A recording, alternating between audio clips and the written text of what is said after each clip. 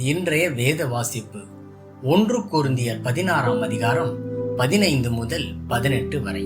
சகோதரரே, ஸ்தேவானுடைய வீட்டார் ஆகாயா நாட்டிலே முதற் பலனானவர்கள் என்றும் பரிசுத்தவான்களுக்கு ஊழியம் செய்யும்படிக்கு தங்களை ஒப்புவித்து இருக்கிறார்கள் என்றும் அறிந்திருக்கிறீர்களே.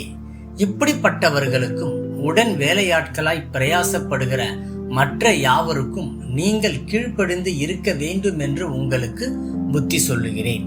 ஸ்தேவான், பொர்த்துனாத்து, ஆகாயோக்கு என்பவர்கள் வந்ததற்காக சந்தோஷமாய் இருக்கிறேன். நீங்கள் எனக்கு செய்ய வேண்டியதாய் இருந்ததை அவர்கள் செய்திருக்கிறார்கள். அவர்கள் என் ஆவிக்கும் உங்கள் ஆவிக்கும் ஆறுதல் செய்தார்கள். இப்படிப்பட்டவர்களை அங்கீகாரம் பண்ணுங்கள். இன்றைய நற்செய்தி. சைமன் வீட்டில் புத்துணர்வு. சைமன் வீட்டிற்கு போனதை என்னால் மறக்க முடியாது. கென்யாவில் உள்ள நெஹாரூருவின் நட்சத்திரங்கள் ஜொலிக்கும் நீல வானனின் கீழ் இருந்த அவனுடைய எளிமையான வீட்டிற்கு சென்றோம். அழகான தரையும் விளக்கு வெளிச்சமும் அவன் ஏழ்மையை பிரதிபலித்தன.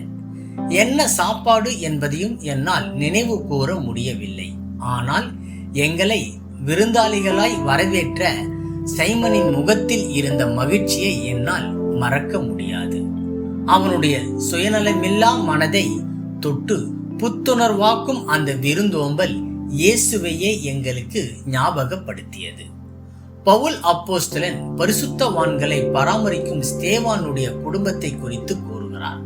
அவர்கள் பரிசுத்தவான்களுக்கு ஊழியம் செய்யும்படிக்கு தங்களை ஒப்புவித்து இருக்கிறார்கள் என்று குறிப்பிடுகிறார். அவர்கள் பொருள் உதவிகளை அவருக்கு செய்திருந்தாலும் அவர்கள் என் ஆவிக்கும் உங்கள் ஆவிக்கும் ஆறுதல் செய்தார்கள் என்றதின் தாக்கத்தை பவுல் விவரிக்கிறார். மற்றவர்களோடு பகிர்ந்து கொள்ளுகிற வாய்ப்புகள் கிட்டும் பொழுது ஆகாரம், தங்குமிடம் ஆகியவற்றிற்கு சூழலுக்கேற்ப முக்கியத்துவம் தருகிறோம். நல்லது என்றாலும் அவை அந்த அளவிற்கு முக்கியத்துவம் வாய்ந்தவை அல்ல என்பதையும் மறந்துவிடக் கூடாது. மறக்க முடியாத விருந்தோம்பல் மிகவும் முக்கியமான ஒன்று என்றாலும் ஒருவரை முழுவதுமாய் போஷிக்க மற்றும் உற்சாகப்படுத்த உணவோ பொருட்களோ போதுமானது அல்ல. மெய்யான உற்சாகம் என்பது இருதயத்தில் இருந்து வழிந்தோடும் தெய்வீகக்குரியது. அது மற்றவர்களுடைய இருதயத்தை சென்றடைகிறது. சாப்பிட்டு பல காலங்கள் கடந்த பின்பும் அது ஆத்மாவை போஷித்துக் கொண்டே இருக்கிறது.